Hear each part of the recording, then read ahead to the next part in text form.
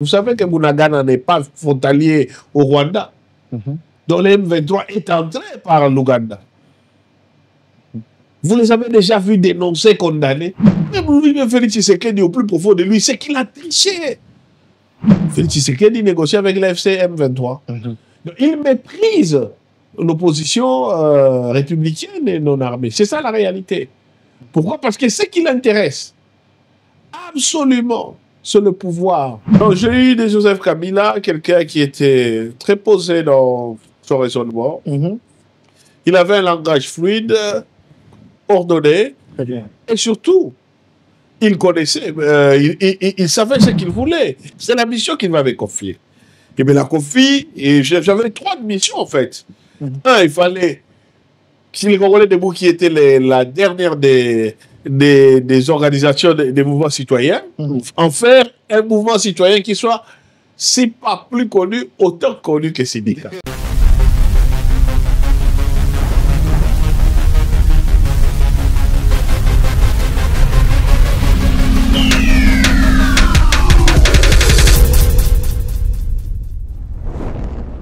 Bonjour chez vous, bonsoir, ça dépend à l'heure à laquelle vous nous prenez. Bienvenue dans Quartier Libre. Eh bien, pour une toute première à Paris, on a le plaisir de prendre rendez-vous avec une personnalité qui fait parler l'actualité du moment. Eh bien, ce livre déjà disponible, La Parole et le combat dans les coulisses de la campagne présidentielle de Moïse Katumbi et du combat démocratique en République démocratique du Congo.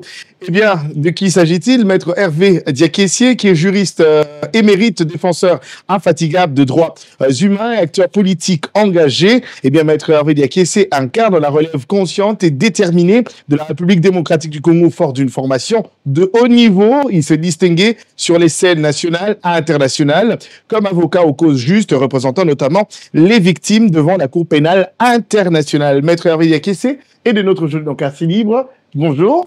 Bonjour, cher Jonathan. Merci d'avoir honoré l'invitation. C'est un plaisir pour moi d'échanger avec vous. Le plaisir est mien. C'est vrai qu'on enregistre cette émission un jour avant le vernissage. Et, on en parle. C'est vrai qu'on a vu une vidéo de vous annonçant l'arrivée de ce livre, disant que vous ne jurez que de dire la vérité, rien que la vérité, que vous avez vos 4 vérités en ce qui concerne les coulisses de la campagne présidentielle de Moïse. Très bien. De ne dire que ma vérité. La vérité à toi, très bien. Comment va Moïse Katumbi? Il va très bien. Pas de pression, ça va? Vous affûtez vos armes pour les élections à venir? Nous affûtons nos armes chaque jour pour permettre aux Congolais de vivre une véritable démocratie et non la farce, la caricature qui nous est servie chaque jour. Donc nous continuons. Moïse Katumbi est très conscient de la difficulté dans laquelle notre pays se retrouve. Nous sommes dans une impasse totale avec un régime aux abois qui aujourd'hui a fait les tours de tous ces jeux des passe-passe et des débauchages et qui est de plus en plus en train de se heurter à la réalité. C'est que tricher et voler n'est pas bon. Très bien. Vous êtes la bouche autorisée du parti Ensemble pour la République, parti cher à Moïse Katumbi. Et on était bien habitué à vous voir passer un tour de table sur des radios, télé, défendant votre cause, expliquant votre lutte à vous. Mais depuis lors, vous n'êtes plus à Kinshasa. Quelles sont les raisons? C'était pour nous présenter ce joli bouquin dont j'ai eu le plaisir de le lire et d'ailleurs qui sera partagé à plus d'un d'ailleurs via ce programme. Parlons-nous-en, les raisons de votre présence ici à Paris pendant un si long moment. Vous êtes en exil ou pas? Je me suis un peu soustrait à l'intolérance ambiante, il faut pas se leurrer, qui de plus en plus était en train de prévaloir à Kinshasa. Mon chef Moïse Katumbi, à qui on commençait déjà à créer encore des procès bidons dans la fameuse affaire de Moulondé, se retrouvant de facto à l'étranger, en train de mener beaucoup d'activités. J'ai pris le temps, moi aussi, de prendre un peu de distance. Et aussi, ne nous leurrons pas, ne nous cachons pas, le climat politique à Kinshasa était devenu extrêmement hostile, malsain, violent et intolérant contre l'opposition. L'opposition qui n'est pas une opposition de connivence et qui cherche pas à faire tapisserie ou à faire semblant de s'opposer. Une opposition qui entend ramener les régimes à ses obligations, et un régime issu de la tricherie. Donc ça veut dire que nous avons un langage de fermeté qui n'est pas toujours toléré. Et si en plus nous ne cédons pas au débauchage, il est très facile de nous monter n'importe quelle affaire totalement ubuesque et de nous retrouver très vite entre les quatre barreaux. N'oubliez pas, Jonathan Billary, que moi je succédais à quelqu'un qui a été assassiné. Donc, Chéribé Okende, l'illustre mémoire. Donc c'est des réalités qu'il ne faut pas oublier. Je pense que comme vous avez suivi les derniers témoignages comment il s'appelle encore l'ancien DIRCAM de l'AG de l'ANER, Jean-Jacques Wondo. Vous comprenez que notre pays, notre régime qui est encore démocratique dans les slogans, en fait, nous sert une façade derrière laquelle il y a vraiment des tortionnaires, des tueurs et des gens qui agissent dans l'arbitraire. Mais vous, défenseur infatigable de droits humains, quand vous dites que vous avez décidé de vous soustraire, qu'en est-il de ceux pour qui vous portez votre voix? Avez-vous pensé à eux? Vous savez, dans la Bible, il y a un moment où il faut aller combattre, il y a un moment où il faut prendre la distance, c'est l'affaire des sagesses. Jésus a dit, partez, je vous donne le pouvoir. Mais ici, à certaines villes, on ne veut pas vous recevoir. C'est quoi la poussière? Partez. Même Dieu qui a envoyé Jésus sur terre avec la plénitude d'être Dieu, a quand même dit à Joseph, réveille-toi, prends Marie et l'enfant, fouillez parce que qui ça? Hérode. Et Anna après lui. Dans les coulisses de la campagne présidentielle de Moïse Katumbi et du combat démocratique, la parole et le combat, et ce livre préfacé par Olivier Kamitatou, eh bien, édition Open Doors. Et moi, je suis très heureux, j'ai été à la genèse d'écriture, bien sûr, de ces livres, et je suis très honoré d'en être le premier. On va recevoir sur ce plateau pour en discuter. Et je tiens à remercier la grande équipe et surtout à Michel Combé qui nous a donné l'occasion de pouvoir échanger ici même. On parle de la narration d'un tête-à-tête palpitant entre l'auteur et Joseph Kabila, Sindika Dokolo et ses motivations pour créer le Congo debout. Le Congolais debout, les secrets de la réconciliation entre Baba Kyungu et Etienne Tshisekedi, l'âme du CLC et ce dilemme, CLC dont vous en avez été aussi porte-parole, et la marche conquérante de Moïse Katumbi et ce piège et tant d'autres, comme si vous y étiez, eh bien, une véritable clé en or pour décrypter l'actuelle scène politique en République démocratique du Congo. On y revient sur ces tête-à-tête palpitants entre l'auteur et Joseph Kabila. Joseph Kabila, aujourd'hui, on a vu l'image qu'il est sur la RTNC, dont on peut comprendre qu'il est question de supprimer les 18 ans de l'histoire de la RDC sur le passage de Joseph Kabila. C'est une aberration. C'est vraiment une aberration.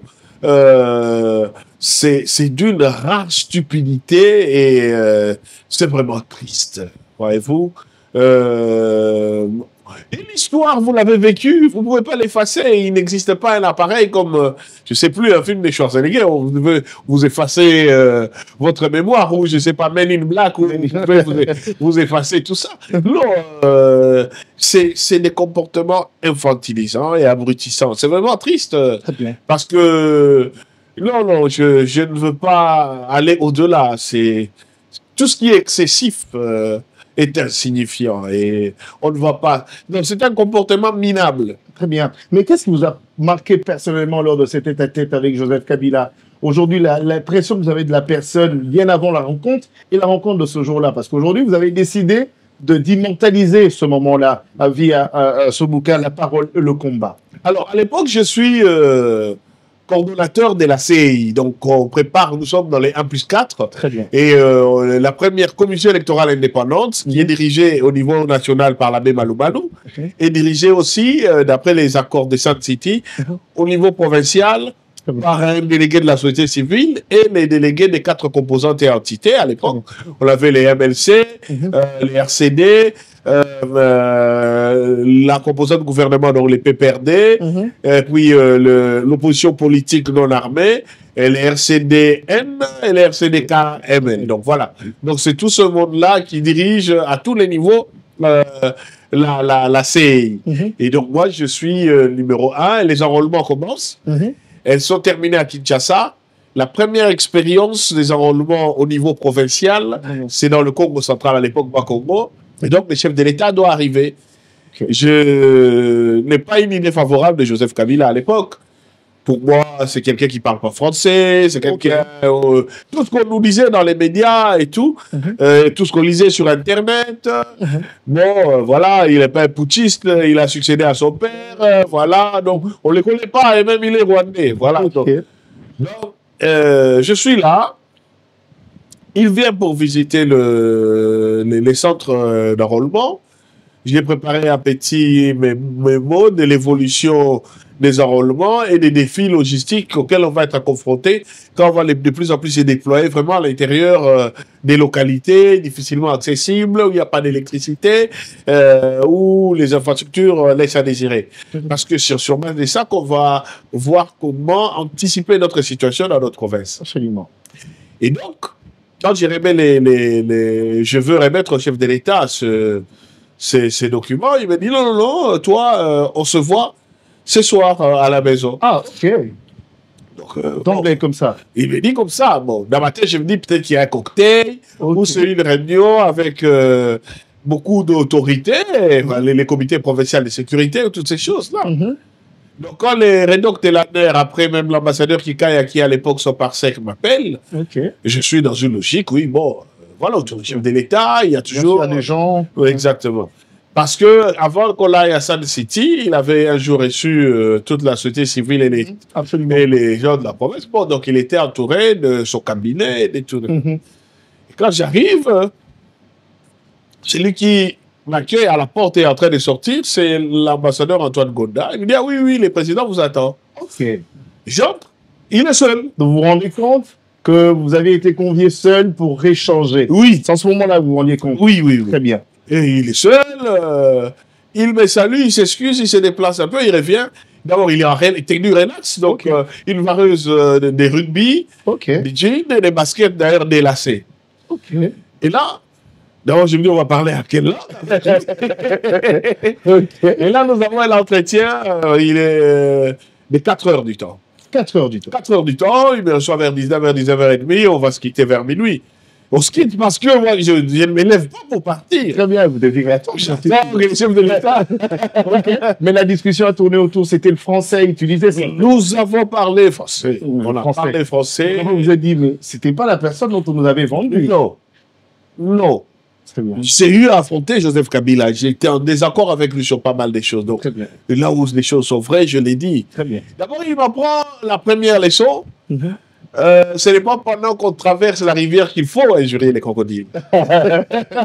Et la deuxième leçon, il dit, il y a des moments dans la vie où il est quand même nécessaire d'injurier les crocodiles. Il dit, qu'est-ce qu'on fait, maître Hervé? Je dis, oui, qu'est-ce qu'on fait, monsieur le président? Bien, mais c'est quelqu'un de colérique comme on le vend, ou soit c'est quelqu'un de bien relaxant, qui peut rire, qui sort de D'abord, il m'apprend beaucoup d'anecdotes.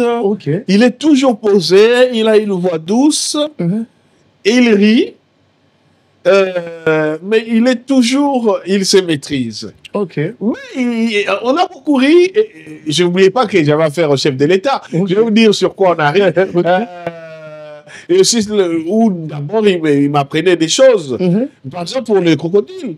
Il dit, parce qu'en fait, je lui donnais mon point de vue un peu négatif sur Robert Mugabe. La manière dont il traitait son opposant Morgan Tsvangirai et la spoliation des terres des fermiers blancs. Et je vois Joseph Kabila qui m'explique la nature des accords politiques pour l'indépendance du Zimbabwe. Et jusqu'à quel moment où les gens comme Mugabe, les compagnons de l'indépendance, se sont fait rouler et se retrouvaient devant l'obligation avant de quitter le pouvoir de respecter les engagements qu'il avait pris vis-à-vis de son peuple. Et pourquoi il avait maintenant ces langages-là vis-à-vis des Occidentaux? Il me dit donc, il arrive un moment où il faut quand même injurier les crocodiles. Mais qu'est-ce qu'on fait? On l'injurie via ceux qui ont déjà traversé la rivière à notre place. Et vous gagnez et ceux qui ont déjà traversé. Mais c'était quoi sa motivation pour vous rencontrer? N'a-t-il pas fait cela parce qu'il est du Katanga? Vous êtes originaire du Katanga aussi? Non, j'ai jamais su. À l'époque, je suis d'abord au Congo central. Je suis le numéro 1 de la CI. Lui, vous connaissez bien avant, quand même. C'est le président. Je l'ai jamais rencontré. Disons, la première fois où je l'ai rencontré, c'était civil. Donc, je suppose, mais même dans nos conversations, on n'en a pas parlé. Dans nos conversations, on a parlé, rien du tout. Nous parlons élection. nous parlons pays, nous parlons, en fait, l'avenir, la jeunesse. Il me dit, par exemple, monsieur le coordonnateur, parce qu'à l'époque, j'étais très mince, et vous paraissez très jeune quand même pour un coordonnateur, monsieur le président. Depuis que vous êtes en fonction, il est quand même très difficile de dire à quelqu'un qu'il est très jeune pour être en fonction, parce que Joseph Kabila a dit lui-même, là, vous avez dit très bien. Alors, par exemple, 2 anecdotes. Pendant la conversation, on parle un peu de l'enrôlement et de l'UDPS. Ok. Je dis, mais vous savez qu'on raconte que les jeunes de l'UDPS tiennent quand même à avoir des cartes d'électeurs, malgré que l'UDPS avait ordonné le boycott. Alors, qu'est-ce qu'ils font? Ils arrivent, ils disent qu'on ne doit pas leur mettre l'encre indélébile sur l'auriculaire, mais plutôt sur les orteils. Comme ça, ils font semblant qu'ils nous ont boycotté. Mais bon, après, évidemment, c'est une blague. On a rigolé là-dessus. Non, j'ai eu de Joseph Kabila, quelqu'un qui était très posé dans son raisonnement. Il avait un langage fluide, ordonné, et surtout, il connaissait, il savait ce qu'il voulait. Il m'a expliqué des choses que je ne veux pas encore dire aujourd'hui parce que je considère que c'était les privilèges d'un entretien à tête. Je n'ai jamais su pourquoi, je n'ai pas demandé d'audience, donc je ne sais pas. Mais sa vision pour les pays, ce qu'était Sun City, de la balkanisation d'où nous venions et pourquoi il y avait les risques qu'il fallait prendre pour l'unité nationale. Et comment préserver cette unité. Donc, avec ce qui arrive aujourd'hui et son discours qu'il a fait, moi, je comprends. C'est la continuité des choses qu'il m'a dit sans savoir quel jour on en arriverait là. Très bien. Et ben voilà. Donc, ça veut dire, même s'il n'avait pas dit, moi, j'aurais dit un jour, oui, ça, c'est du pur Joseph Kabila. Très bien. Et en parlant de votre père, hein, pour ceux qui nous prennent en cours, eh bien, il est important parce que vous le précisez aussi dans votre livre, L'enfant et le père de l'homme. Eh bien, le commencement, c'est pour dire que vous êtes né à Kinshasa en 1973, le 6 janvier, eh bien, du feu Baba Kyungu Wakumwanza et de Marie-Jeanne Diakiese, c'est ça? Oui, Diakiese. Diakiese. Oui. C'est pas Diakiese, non? Non, en fait, quand on est parti l'inscrire, on a fait sauter les A. Oh, donc c'est Diakiese. Du Congo central. Oui. Mais est-ce que le fait d'être le fils du feu Baba Kyungu Wakumwanza a-t-il assez influé sur votre parcours? À 3 niveaux. D'abord, primo, sur mon identité. Quand je suis né, je ne m'appelais pas Diakiese. Très bien. Je m'appelais Kyungu Wakumwanza Sal. Ok. Mais quand on les arrête, c'est qu'on commence à reléguer dans les villages d'origine. Le Tshisekedi est parti à Bupompa, etc. Alors que mes parents sont déjà séparés. Ma mère estime que c'est dangereux. Donc, il vaut mieux changer mon nom, mais faire précéder Kyungu Wakumwanza de Diakiese. Mais comme il ne fallait pas forcément tous ces longs noms-là, c'était resté Diakiese Kyungu. Et elle m'a envoyé à l'âge de 6 ans à l'internat. La deuxième chose, pourquoi je suis justement allé à l'internat, parce que à Kin, quand je m'amusais avec les amis et tout, j'étais un peu turbulent. Et un jour, j'apprends quelqu'un qui dit, mais lui, là, c'est le fils de qui? C'est le fils de qui ou l'opposant? Donc, je rentre à la maison, mon premier mot politique que j'apprends dans la vie, c'est opposant. J'ai dit à ma mère, mais opposant, c'est quoi? Elle est inquiète, il ne faut jamais plus dire ça. Et voilà, donc, à l'âge de 6 ans, je suis relégué volontaire au Congo central. Donc, mon identité est modifiée. Et puis, bon, je vais à l'internat à l'âge de 6 ans. Et puis, j'apprends, oui, opposant, c'est un mot dangereux. Et les prêtres catholiques, eux, m'accueillent, m'hébergent, me Diakiese, c'est au Congo central. Donc, personne ne questionne même mon poste. Oui. Mais on y va plus loin. Après la rencontre, ce tête-à-tête avec Joseph Kabila, Sindika Dokolo et ses motivations pour créer le Congolais debout. Maître Hervé Diakiese, on vous a vu vous mettre derrière, il travaillait d'arrache-pied, être d'ailleurs la voix. Vous avez été l'un, je le dirais, sur le cercle de syndicats, vous en faisiez partie. Vous étiez cette voix qui pesait, qui se faisait entendre. Et malheureusement, syndicat tire sa révérence, nous précède dans l'au-delà. Et malheureusement, ce mouvement ne continue pas. Et l'on vous voit se retirer petit à petit pour créer d'autres canaux et bien sûr continuer le combat ailleurs. Qu'en est-il heureusement? Parlons d'abord de la genèse de cette rencontre. Qui est allé vers qui?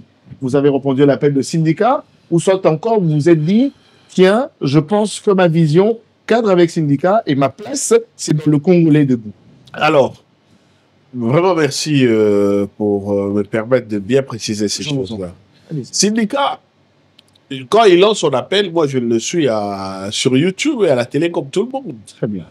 Tiens, il y a un milliardaire, le beau-fils de Dos Santos, qui va vraiment s'engager en politique et qui demande de rejoindre dans les Congolais.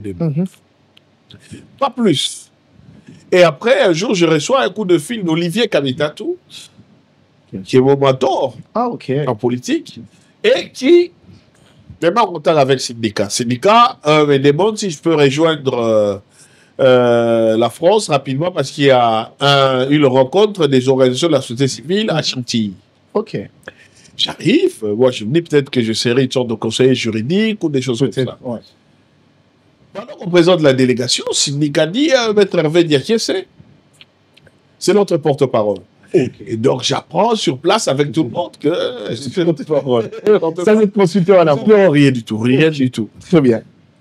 Je dis bon, pourquoi pas. Et je commence. Quand j'ai discuté avec Syndicat me dit l'une des choses. Syndicat a fait cette phrase de Saint-Augustin qui était comme son leitmotiv. Être un homme pour les autres. Très bien. Être un Congolais pour les autres.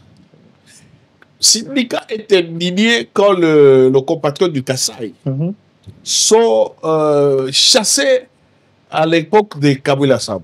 Ok. Il se retrouve en Angola. Donc il me dit, mais quand je vois ceux qui sont là en Angola, ils ont dû passer par la brousse et échapper aux bêtes féroces. Pour fuir leur propre gouvernement et leur propre armée, c'est indigne, ça m'a révolté. Donc le syndicat les prend en charge et comprend qu'il y a un déficit de réponse politique dans la situation de notre pays qui ne peut pas que se limiter aux politiciens. Très bien. Et ici, c'est important de dire une chose. L'ingratitude avec laquelle la plupart de nos compatriotes, surtout du Kasaï, ont traité syndicat. Syndicat n'a pas regardé qui était là. Ils auraient pu être du Kasaï, du Maniema ou peu importe, des Bakongo. Il a juste vu des Congolais en Angola abandonnés à leur triste sort. Même pas leur ambassade. Le ministre des Affaires étrangères, Cheikh Okitioudou, s'est fait lapider là-bas, protégé par les Angolais. Il a fait. Syndicat a pris en charge. On sait que nos compatriotes du Kasaï, ils sont des gens reconnus, quand même, roulant sur les diamants. Aucun d'entre eux, aucun, n'a donné quoi que ce soit pour ceux qui étaient en Angola. C'était, je crois, vers Lunda Nord, je ne sais plus quelle entité où ils avaient fui.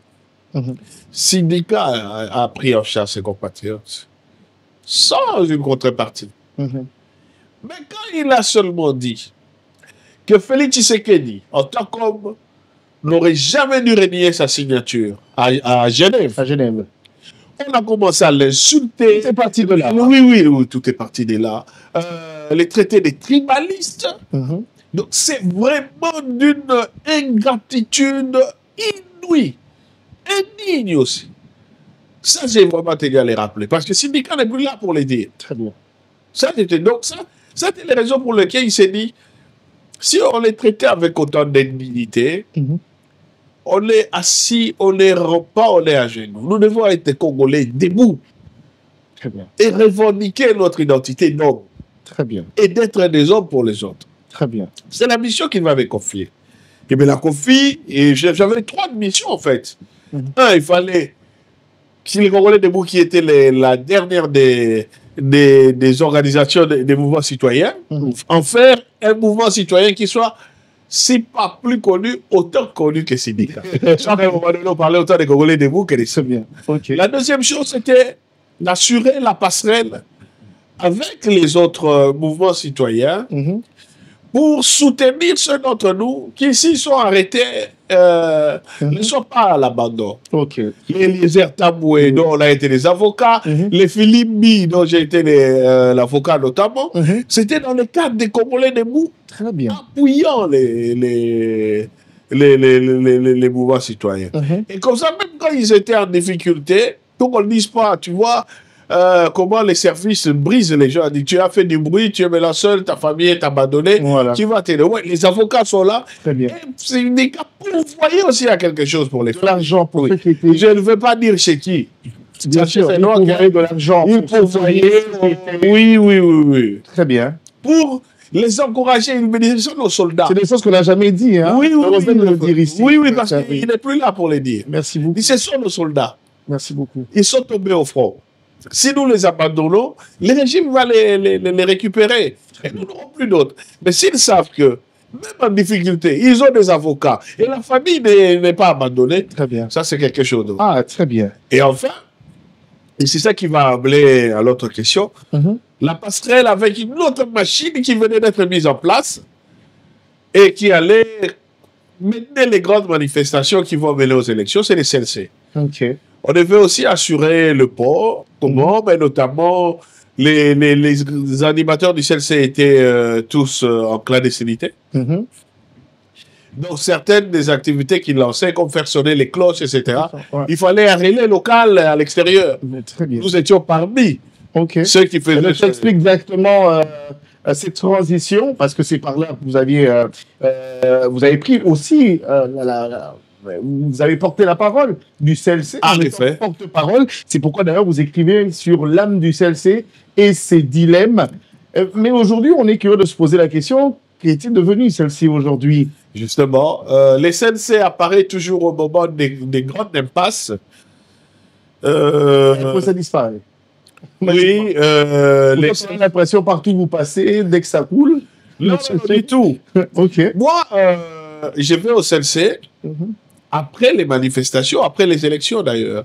Quand son porte-parole, Jola Tchopela, pour des raisons évidentes, beaucoup ne sont plus d'accord de continuer la grande lutte. Il faut qu'on donne une chance à Félix Tshisekedi d'avance. C'est en ce moment-là que Pierre Lumbi et syndicat me recommandent au CLC pour être leur porte-parole. Okay? Très bien. Aussi parce qu'au niveau des Congolais debout, quand le combat était celui de la clandestinité et celui de la répression, c'était moins intéressant de prendre les devants de la scène et d'apparaître parce qu'on s'exposait. Très bien. Et donc, beaucoup s'étaient fait des idées qu'on les porte-parole à côté des syndicats, certainement, tout ce qui est sa fortune ruisselle, etc. Et donc, peut-être que Maître Hervé nous faisait de l'ombrage, voilà. Donc, pas mal de choses, quand même, un peu désagréables, etc., qui ont fait que la lutte était différente à partir de ce moment-là et en accord avec syndicat. Je préférais continuer quelque chose d'autre avec les 7 Mais je suis fier du combat qu'on a mené ensemble. Mais j'aimerais quand même bien, avant de pouvoir avancer, et on restera toujours dans le livre. Le jour où vous avez appris sur le décès de syndicat, qu'est-ce que vous vous êtes dit en premier? Quelle phrase vous a traversé l'esprit de la personne que vous avez vécue?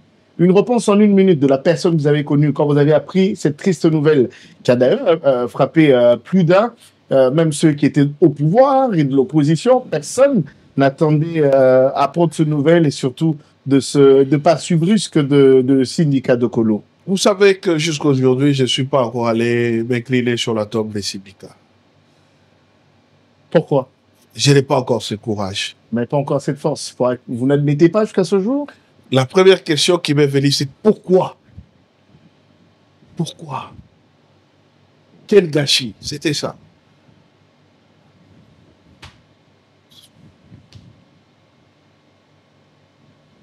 Désolé. Voilà. Courage, maître. Courage. Merci. Donc voilà, j'étais... C'est fort, je peux comprendre l'émotion. Ouais. C'est bien fort. Maître Hervé Dekinsé, à un moment, vous aviez été pressenti pour occuper ce poste de la présidence l'ambiance de la CENI. Oui, Moment, oui. ça courait, on se disait, et il y a beaucoup d'ailleurs qui le voyaient ici, il n'y a pas de problème. On peut comprendre. La question, il fallait quand même la poser. C'est vrai, vous aviez été très proche du syndicat d'Okolo, vous avez vécu le moment, et surtout de vos combats. Il y a des choses qui ne disparaîtront pas, et c'est vécu que vous aviez dû avec syndicat d'Okolo. Eh bien, ce livre, dont je recommande d'ailleurs, on trouve du plaisir en le lisant. C'est vraiment un vécu et que je recommande à plus d'un. Pour ceux qui viennent nous prendre en cours, eh bien, vous suivez Quartier Libre. Nous échangeons ici avec Maître Hervé Diekié-Siekungu, qui est juriste émérite et défenseur infatigable de droits humains et acteur politique engagé. La parole et le combat dans le coulisses de la campagne présidentielle de Moïse Katumbi et du combat démocratique en République démocratique du Congo. C'est préfacé par Olivier Kamitatou. Pressenti pour la présence de la CENI, et déjà, pour plus d'un, le profil y répondait. Vous aviez un cursus, vous connaissez bien le rouage, et c'était l'occasion pour vous de ramener tout ce que vous avez comme connaissance, de le mettre en application, et bien sûr pour conduire cette grosse machine. Et après, Hervé Diekié deviendra de suite après porte-parole du parti Ensemble pour la République. Il y a de ceux qui se sont dit, oh, hélas, il aurait été à la tête de la CENI, automatiquement, il porterait son choix à la personne de Moïse Katumbi. Ça, c'est la rue qui raconte. Effectivement. Parlons de cette marche conquérante de Moïse Katumbi et ce piège. Bon, déjà quand même. Non, j'ai travaillé d'abord à la CEI, ce qu'on oublie. Bien sûr. Et donc j'ai dit que vous reprenez votre profil. Oui, très bien. À ce moment-là, j'avais aussi voté. Ok. Et donc, être à la CENI, je considérais que j'avais l'expertise nécessaire parce que c'est nous qui avions regardé les meilleures élections que ces pays aient jamais eues. Les premières, d'ailleurs. Et ce n'est pas la caricature des élections, des prétendues élections. Pour vous, Malumalu a été le meilleur? Oui, absolument. Le meilleur? Citez-moi le seul. Il n'y en a pas. Oui, nous a tenté. J'ai beaucoup d'estime pour lui, surtout qu'il est dans des situations difficiles. Et il n'est pas à la hauteur Les élections sont allées avec ça. Par contre, là, non, lui, c'est vraiment les chaos total. C'est même pas des élections, c'est qu'il a fait. C'est une farce, c'est ubuesque. C'était de la tricherie caractérisée. Donc. Mais les deux élections, de toute façon, je parle de celui de 2006 a été aussi contesté. Il y a ceux qui ouvertement le disent que Jean-Pierre Bemba aurait gagné ces élections. Non, il les a perdus. Là où il est passé au Congo central, il a fait beaucoup de points et on l'a fait. Et il a fait une coalition avec tous ceux qui avaient moins de 1%. Il ne pouvait pas passer au deuxième tour. Très bien. Donc c'est compliqué pour lui. Oui, c'est du carte sur table, noir sur blanc, que Joseph Kabila avait gagné. A fait une alliance avec Gizenga. Donc, au niveau de l'Ouest, il était bien constitué. Zanga et Gizenga lui apportaient. Zanga a bloqué les voies même à l'Équateur et Gizenga lui apportait les grands Bandundu. Donc, ça, c'était des choses évidentes. Ça, c'était l'affaire de la stratégie. Donc, moi, là où j'ai organisé les élections, ce n'est pas les principes des élections qui ont été remis en cause. À la rigueur, c'est les attributions de voix et ça s'est discuté parce que les gens n'étaient pas habitués aussi à d'autres mécanismes comme la proportionnelle. Au plus il faut reste, les gens étaient habitués à savoir juste que c'est celui qui a la majorité qui l'emporte. Donc, oui, j'ai été pressenti pour la CENI. Je l'aurais justement présidé avec compétence, intégrité. Oh là. Mais oui. Non, c'était pas parce que j'avais de la sympathie pour Moïse Katumbi que s'il avait perdu, je l'aurais déclaré gagnant. Il n'y avait aucune raison. Mais qu'est-ce qui n'a pas marché en ce moment? Il n'avait pas été porté au niveau de la société civile? Il y a eu pas mal de choses en coulisses. Peut-être ça fera partie d'un prochain livre que je sortirai. Mais un jour, j'ai rencontré quelqu'un parmi les faiseurs, les décideurs, qui m'a juste dit que les dossiers étaient techniquement imparables, mais l'individu que j'étais avait l'inconvénient d'être imprévisible et incontrôlable. Très bien. Ça, c'est autre chose. Alors, pour en revenir avec la passerelle du CLC, donc c'était en ce moment-là que... Alors, dans ce moment-là, c'est plutôt dans Moïse Katumbi. À partir du moment où Le dernier acte de la société civile pour moi, ça aurait été de présider la CENI. Cette porte m'a été fermée, donc je devais m'engager politiquement. Et votre choix, pourquoi le choix de Moïse Katumbi? Moi, je suis quand même curieux de le savoir. Votre feu père, Babacumo Wakumwanza, s'il aurait été en vie, vous seriez en contradiction éternelle avec lui, parce que lui a apporté ouvertement son soutien à Félix Tshisekedi. D'ailleurs, c'est rangeant à son côté, apportant son soutien ouvertement. Mais vous, qui êtes son fils, vous avez carrément, et jusqu'à ce jour, rien n'a changé, vous n'avez pas du tout abdiqué, vous ne vous rangerez jamais aux côtés de Félix Antoine Tshisekedi. Ça, c'est s'opposer directement à votre père. Non, mais j'explique dans les livres. Très bien. Mon père, quand il fait le choix de Félix, le jour où il rédige ses communiqués et tout, c'est moi qui il me les dicte. Je l'envoie d'ailleurs à Moïse Katumbi sur demande de mon père, etc. Quand Félix réussit sa combine avec Nanga et Joseph Kabila, le premier rappel qu'il lance, c'est au 13 parlementaire. Mon père dit, écoute Hervé, on sait comment il est arrivé. Mais au moins, il vient de l'opposition. Ça, c'est votre père. Il me l'a dit, je le cite, il n'est plus là. Donc, je ne peux pas invoquer la mémoire de quelqu'un des décédés et de raconter n'importe quoi sur ce qui s'est au pays. Hervé, on sait. Mais il est là, l'aboutissement de notre combat des 13 parlementaires. Tu comprends? Il est assis là où Mobutu se trouve. C'est là où on nous avait levé nos immunités, au palais de la nation. L'essentiel, c'est qu'on les soutienne et qu'ils suivent ce qu'on fait. Donc, mon père a transposé sur lui, il a sublimé. Ce n'était pas la personne de Félix. C'est l'aboutissement de leur lutte.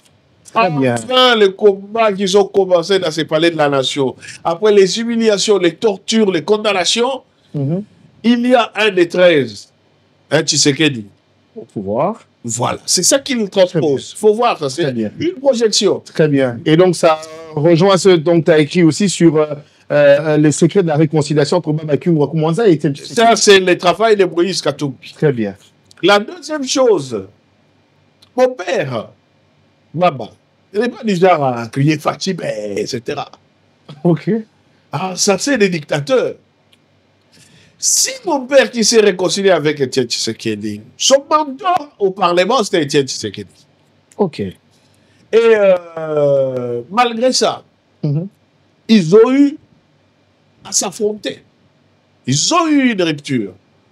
Parce qu'il n'était plus d'accord avec la manière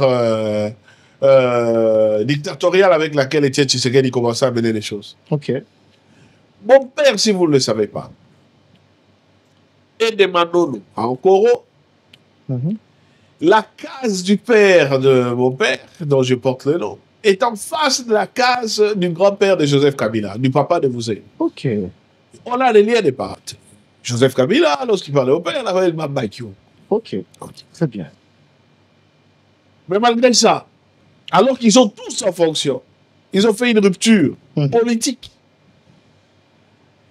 Et c'est parce qu'il y a un Tshisekedi qui joue au dictateur. Donc, contrairement aux aspirations du combat des 13 parlementaires, mon père va continuer à l'encenser. Vous imaginez, Baba, qui vous attendez de faire le bouc à tombolo, et puis l'encenser. C'est juste impossible. C'est juste impossible. Et il n'a juste pas vu les dérives. Parce que s'il avait vécu ces dérives, mon père était un homme de rupture. Il a fait cette rupture avec Mobutu. Il a fait cette rupture avec Mouzé. Il l'a fait avec Joseph. C'est avec Félix Tshisekedi qui se serait bien en paix. Ça, c'est pas qu'on est très mal à Bakiou. Tout le monde a deux choses. Je l'ai dit aussi dans mon livre. Certains jours, voilà, en fait, Baba avait peur. Il y avait trois arguments. Premier argument, Baba ne pouvait plus supporter le chômage politique, donc il a rejoint le nouveau pouvoir. Attention. Baba Kiou va rejoindre Tshisekedi parce qu'il veut être PCA à la SNCC. Alors que le DG de la SNCC, qui sera Premier ministre, Ilunga Ilukam, qui me l'a dit, c'est Baba qui l'avait proposé. Ok. Baba était président d'un parti qui fabriquait des ministres. Donc s'il avait voulu être ministre, il l'aurait été. Baba a son passé politique derrière lui. Il était gouverneur du grand Katanga. Et il allait courir derrière Félix Tshisekedi pour être juste un PCA mondialement obscur de la SNCC. Sois sérieux. Ah non, c'est pas ça. Voilà, la CPI voulait les poursuivre à cause du refoulement des Kassaïens. Primo, la CPI n'examine pas des faits absolument, oui. antérieurs à sa mise en œuvre, absolument. En 2002. Et en plus, encore faut-il que ces actes-là soient qualifiés parmi les crimes de la CPI. Absolument. Ça, c'est sur les plans pénals. Je ne parle pas de la souffrance qu'ont connue les gens, mais on analyse. Très bien. Donc, tout ça, c'est des carabistouilles. Ça, c'est des cadiochats-aliments. Baba a juste transposé ou projeté sur Félix une chance de leur combat. Très bien. Et Félix n'a retenu du combat des 13 parlementaires que les avantages, pas la lutte. Lui, c'est le pouvoir. Donc, l'amour quantum bolérie et les cirques qui va avec. Ça, je ne crois pas que Baba aurait suffi ça. Très bien, merci de nous avoir éclairé sur ça. On a tellement de choses à se dire. Le temps, voilà, n'est l'ami de personne, le temps qui file. Mais le coulisses de la campagne présidentielle de Moïse Katumbi, et d'ailleurs, il y a cette vidéo qui revient tant. C'est quand vous avez eu cet échange à bâton rompu, d'ailleurs je le dis comme ça, avec Moïse Katumbi. Moïse Katumbi qui mettait sur table tout ce qu'il a réalisé, ses accomplissements, le pourquoi est-ce qu'il tenait Mordicus à avoir la présidence et diriger le pays. Et il se disait qu'il avait la possibilité de changer la vie de plus d'un, que seulement cette petite porte utilisait de l'entrée, le changement, je ne dirais pas en baguette magique, hein, mais ça pouvait, et beaucoup y croyaient d'ailleurs. Oui. Moi, parlant du coulisses, parce que après, ce qui compte, c'est les résultats. On voit Félix Tshisekedi battre largement Moïse Katumbi. Félix Tshisekedi trichait largement pendant 6 jours. Non, mais les résultats sont là. Oui, les résultats de la tricherie sont là. Il y a aucun... Pendant 6 jours, toutes les machines à voter, on ne les retrouve que dans les camps de Tshisekedi. C'est une tricherie, point barre. C'est tout. Vous pouvez essayer de tourner ça de toutes les manières. C'est de la tricherie. M. Tshisekedi avait triché. Il a colossalement triché pendant 6 jours. Pourquoi n'avez-vous pas choisi de boycotter? Vous avez décidé d'aller jusqu'au bout. C'est ce qui nous inspire. Parce que aussi, il fallait... Vous savez, quand Jean-Baptiste dit qu'il ne peut pas baptiser Jésus, il a dit même de délasser ces choses. Il dit non. Il faut qu'on accomplisse les Écritures. Très bien. Il fallait que certaines choses s'accomplissent pour qu'après, on ne puisse plus dire que vous n'avez pas fait ceci, vous n'avez pas fait cela, vous avez boycotté. Maintenant, on sait qu'on a fait un régime des tricheurs et des receleurs électoraux qui a basculé dans une dictature, qui tue les opposants, qui torture et qui a pris, et qui a comme ça kidnappé des généraux, des colonels, tous uniquement parce qu'ils sont frailophones et la plupart parce qu'ils sont katangais. Et qui les garde sans procès, sans motif. Ça, c'est des choses qui font que il fallait que nous participions pour ne pas lui donner les motifs de dire ils ont eu peur de m'affronter. Très bien. Il a eu peur des résultats. C'est pourquoi il a dû tricher pendant 6 jours. Okay. Donc nous l'avions tellement battu qu'il lui fallait 6 jours pour inverser. Il a juste pris nos voix. Et il s'est laissé la tribune. C'est tout. Ayant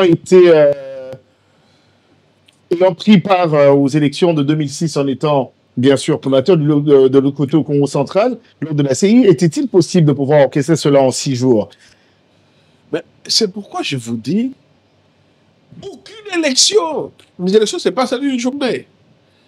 Mais après, on a parlé de plusieurs exceptionnels. Oui. Non, oui, les contraintes ne sont pas les règles. Les qui ont été évoquées d'ailleurs. Non, ce sont des exceptions. Ça veut dire qu'il a plu dans telle localité et que les gens n'ont pas pu voter dans telle localité, obscurité, etc. Uniquement cette partie-là. C'est pas toute la République. Où on cherche les témoins, vous avez les vidéos. Très bien. Mais on a déjà bourré les urnes électroniquement. C'était une caricature à ce niveau-là. Ça ne sert à rien de s'esquinter là-dessus. Mais puisqu'il s'agit de votre vérité à vous dans le coulisses de la campagne présidentielle de Moïse Katumbi, on a vu d'autres candidats présidents se ranger aux côtés de Félix et de Moïse Katumbi. Je cite ici Seth Kikouni, je cite Denis Sanga, je cite encore, on a vu le Matata Pogno. C'était quoi les raisons? Parce qu'après, on se dit qu'on aurait acheté leur conscience. C'était de l'argent qui aurait été proposé à la place de leur candidature. Ça, c'était les cadiochas.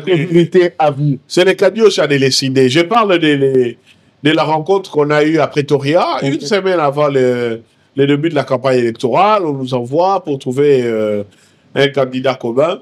Je donne aussi mon point de vue sur cette obligation qui pour moi n'a aucun sens. Que comme si l'opposition va avec plusieurs candidatures, l'opposition perd. Parce que si on prend l'exemple de 2018, c'est Martin Fayulu qui a gagné, c'était l'opposition. Donc en ce moment-là, on était parti aussi à l'ordre des Unis. Donc même si on dit que c'est Tshisekedi, ça revient toujours au même. C'était toujours l'opposition, on était parti des Unis. Non, c'est faux. C'est juste peut-être l'élément psychologique qui permet aussi de démontrer que le pouvoir ne va pas tricher de manière trop voyante. Donc là, je raconte et je vois les cadiochas. C'est Martin Fayulu qui lance ces cadiochas, qu'on s'est réparti avec 700 000 $. Mais c'est vrai. C'est Martin Fayulu. Il lance les cadiochas. On avait vu le rapprochement aussi de Moïse Katumbi avec Martin Fayulu. Dans mon livre. Il lance là, je vais même sur Top Congo. Pour démontrer son inanité. Comment nous allons amener 700 000 $ à Pretoria pour corrompre Devos Kitoko, qui n'est candidat à rien? Les Sidé n'avaient pas de candidat. Absolument, au niveau législatif, il n'y a pas de candidat. Ouais. Alors, quel est l'essence? Même si ça nous éboustille, là, ça nous fait des colons. 700 000 $, messieurs. Pour quelqu'un qui n'est candidat à rien du tout. Donc Martin Fayulu fait partie, c'est l'un de cadiocheurs alors dans ce cas. Dans cette affaire, il a cadioché sérieusement. C'est vrai. Et donc, je l'ai dit, il m'a donné l'impression qu'il était plus un candidat en opposition contre les candidats de l'opposition qu'un candidat à la conquête de son propre pouvoir. Très bien, mais cette désunion n'a-t-il pas donné largement de l'avantage à Félix Tshisekedi? Non. Il a gagné largement avec 73%. Félix Tshisekedi était venu pour tricher. Ça n'a rien à voir avec une quelconque décision. Il était venu pour tricher et il devait tricher de telle manière qu'il s'octroie une sorte de majorité parlementaire qui lui permettrait de se concocter une constitution à sa sauce. C'est la rébellion qui l'a bloqué. Très bien. C'est la rébellion qui l'a bloqué. Il faut se dire la vérité. Mais est-ce que vous pensez qu'aujourd'hui, parce que je peux le lire dans votre livre, vous parlez aussi de pas mal de ce chaos-là, on y revient quand même. Est-ce que vous ne pensez pas qu'aujourd'hui, le chaos dont nous parlons en République démocratique du Congo émane aussi du résultat des élections de 2023? Vous passez les élections, ou ce qui a tenu lieu d'élection, c'était le chaos. C'est un accès ou une accession chaotique, illégitime aux fonctions de l'État à tous les niveaux. Toutes les fonctions électives. Donc c'est une violation des droits du peuple souverain. C'est un mépris. Vous croyez que les gens ont encore tendance à vouloir aller voter quand ils savent que leurs voix ne vont pas compter? On voit des personnels de la CENI aller bourrer des urnes avec des témoins dans des coins, même les militaires les arrêtent. Vous avez vu toutes ces vidéos? C'était un mépris total. Vous nous dites, mais pourquoi on a participé? Parce que nous ne pouvions pas renoncer à exercer un droit citoyen. Très bien. Mais à partir de là, nous avons pris acte et date pour démontrer les caractères illégitimes de ces régimes, mais aussi l'attitude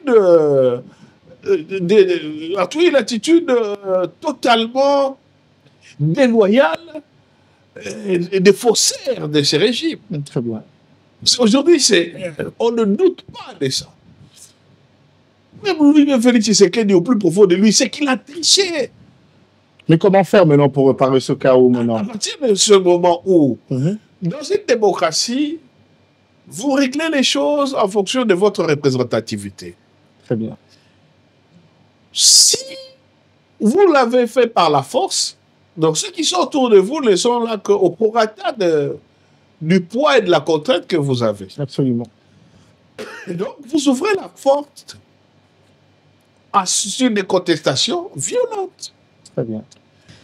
Aujourd'hui, le chaos dans la partie est de la République démocratique du Congo qui est occupée par l'AFC M23, le nord tout comme le sud Kivu, donc je parle de la ville de Goma, Bukavu. On parle de la rencontre de Doha qui, de l'autre côté, il semblerait que ça aurait échoué, mais les pourparlers ont été relancés. De l'autre côté, à cet accord de paix dont on parle entre le Rwanda et la République démocratique du Congo, qui a été d'ailleurs largement applaudi. On a vu Trump se mettre au milieu. Il y a même une courte prière qui a été faite lors de cette signature de deux représentations, la ministre des Affaires étrangères de la RDC et le ministre des Affaires étrangères rwandais. Parlons-en de cette situation. On vous a toujours pointé du doigt en disant qu'Ensemble pour la République n'avait jamais condamné l'avancée du mouvement AFC M23. Encore moins condamné le soutien qu'apporte le Rwanda à ce mouvement. Aujourd'hui, on a l'impression que sans pourtant le dire, mais qu'en vrai, dans le cœur, vous serez un tout petit peu nanga. Ce sont des carabistouilles. Nanga nous avait piqué nos voix en 2018, non? Quand on soutenait Fayoulou. Celui qui en a bénéficié, c'est Tshisekedi. C'est lui l'ami des Nanga, d'abord. Ce sont ce qu'on appelle des larrons en foire, des complices du crime. Et Nanga a avoué ça. Dit pourquoi il veut aujourd'hui réparer. Il faut qu'on arrête ces carabistouilles des gens. Nous, on n'est pas là un parti génial. Tout le temps, nous condamnons, nous dénonçons. Les nombres de communiqués que nous avons déjà rendus publics sont là. Eux, ils viennent de recevoir le fils de Museveni.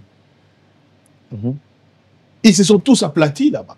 Quand on leur pose la question, mais vous savez que Bunagana n'est pas frontalier au Rwanda, dont le M23 est entré par l'Ouganda. Vous les avez déjà vus dénoncer, condamner. C'est de l'hypocrisie. On ne va plus entrer dans ces jeux-là. Parlons de cet accord. Mais revenons, oui, rapidement, parce que vous avez abordé trois aspects que je vais essayer d'analyser rapidement.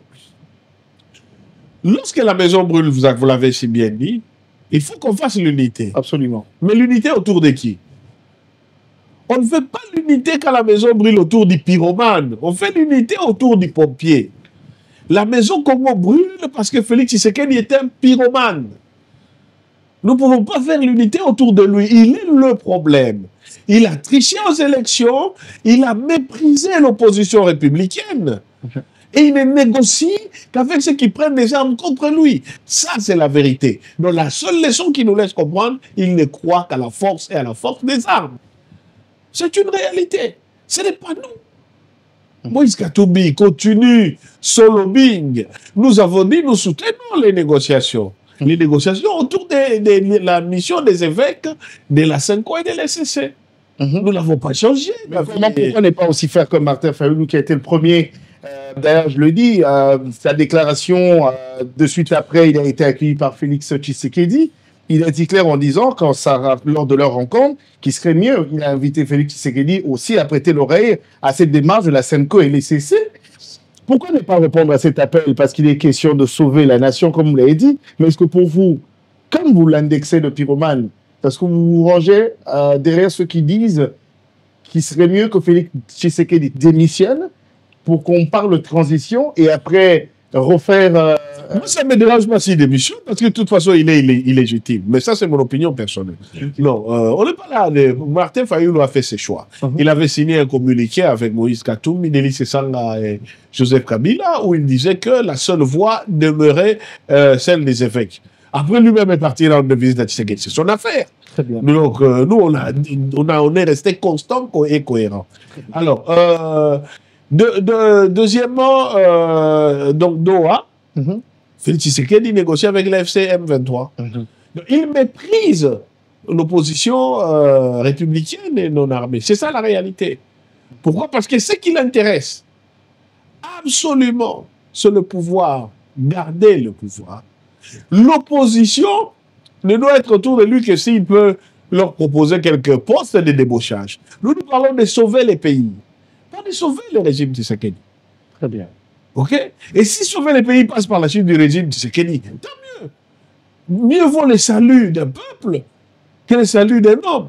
Surtout un régime qui aujourd'hui a rendu la partie même qu'il contrôle totalement insalubre.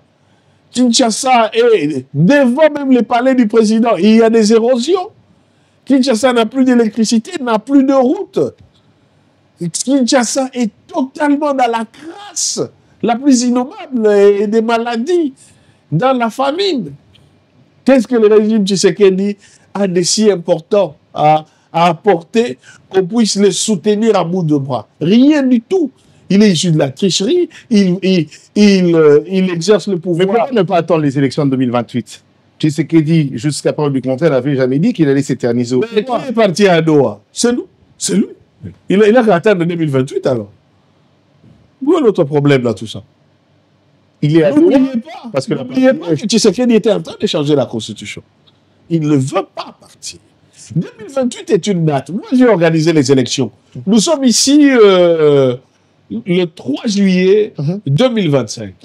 Donc, ça veut dire que quand nous organisions les élections qui vont avoir lieu en 2006, déjà en 2003-2004, nous avions la cartographie des centres d'inscription. Et en 2005, nous avions lancé l'opération d'identification d'enrôlement des électeurs.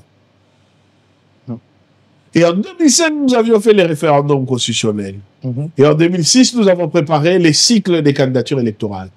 Aucun acte préparatoire des élections n'a lieu. Là, nous sommes en 2025. Donc, ça veut dire que techniquement, si nous devons parler d'élections, pas de farces et des blagues, 2028 est déjà dépassé. Votre engagement ne s'élimine pas au prétoire. Vous avez contribué activement à l'édification démocratique du pays en participant à l'organisation de premières élections libres. À ce jour, vous portez la voix d'Ensemble pour la République en tant que porte-parole national. Et d'ailleurs, vous nous avez livré ici par vos témoignages un 1er mai, les coulisses de la campagne présidentielle du principal favori et l'ensemble des enjeux du combat pour l'alternance démocratique en République démocratique du Congo, dont vous clarifiez le positionnement des différents acteurs. Dans ce récit, d'ailleurs, vous nous offrez une grille de lecture et des décryptages très utiles pour aborder les réalités politiques en République démocratique du Congo. C'est votre premier livre? Oui, c'est mon premier livre. Bravo en tout cas. Merci parce que j'ai voulu quand même rendre témoignage parcours. Aujourd'hui, vous voyez au pays les gens en train de citer Rossi, Thérèse Kapangala. Après qu'on leur dit Mandor de Rossi et Thérèse Kapangala. Vous connaissez d'autres qui ont été tués? Ils ne les connaissent pas. Ils ne connaissent même pas leur tombe. Ce sont des hypocrites, en fait. Ils se moquent de Rossi, ils se moquent de Thérèse Kapangala. Mais ils recyclent leurs morts pour en faire des dividendes politiques, à les opposer notamment aux kabylistes et autres. J'ai voulu rendre hommage à tous nos compagnons de lutte, ceux qui sont morts, ceux qui sont blessés, ceux qui ne voulaient pas être présidents, députés, etc., mais qui croyaient à la démocratie et qui croyaient que leur voix devrait compter dans les urnes. Et une anecdote, mais je ne dirai pas laquelle, c'était l'affaire du certificat de nationalité de Moïse Katumbi. Ah, si. C'est parce que je garde ce livre. Mais je vais vous la dédicacer. Très bien, cher ami. Oui, bien sûr. Il le faut. Oui, le vernissage, c'est pour demain d'ailleurs. Hein, c'est le vernissage demain à Paris. 4 juillet, 18h à 21h, 7 rue Notre-Dame de Victoire, 61 Paris. Exactement. Donc, ça sera le vernissage de votre premier livre. Il y aura un cocktail, discussion et dédicace. Vous avez vos stylos avec vous ou soit je vais vous aider à... Oui. C'est comme à la maison, hein, on se donne... Attends, je vais vous aider par rapport à ça. Oui. Très bien. Et comme ça, moi, j'aimerais l'avoir et je profite de cet instant pour remercier à cette grande équipe technique qui a permis que l'on enregistre ce premier numéro de Quartier Libre ici en France, à Paris. Grand merci à toi, Michel Combé, c'est l'encadreur de Sorcier. Un grand merci à toi. Il n'y a pas trop les maîtres, Hervé, il n'y a pas de souci. Merci à toi, Chris Ndungala, pour la superbe réalisation de cette émission.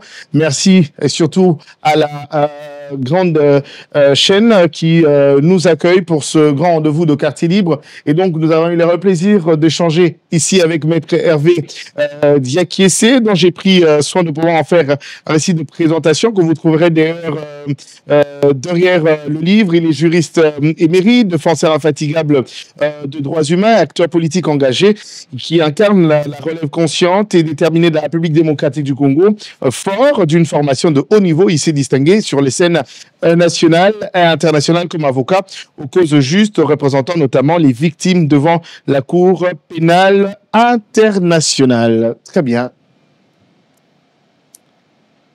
Merci à Congo Révolution pour l'accueil. Merci énormément. Tout au long de mon voyage, je prendrai bien soin de le lire. Hein, dès que je regarde Kinshasa.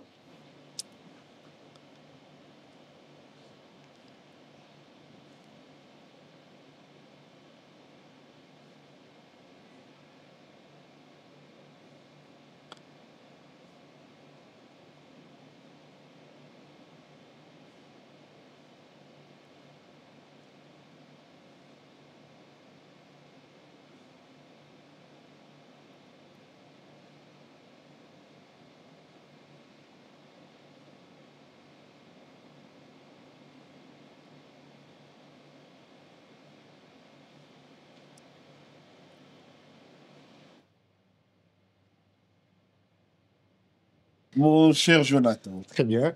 Tu es une voix brillante et libre. Merci. Cette liberté est un privilège. Merci beaucoup. Pour cette liberté, des compatriotes sont tombés. Merci. Nous l'avons payé au prix du sang. N'oublie jamais, quand tu l'exerces, de ne jamais la céder à vil prix. Merci beaucoup.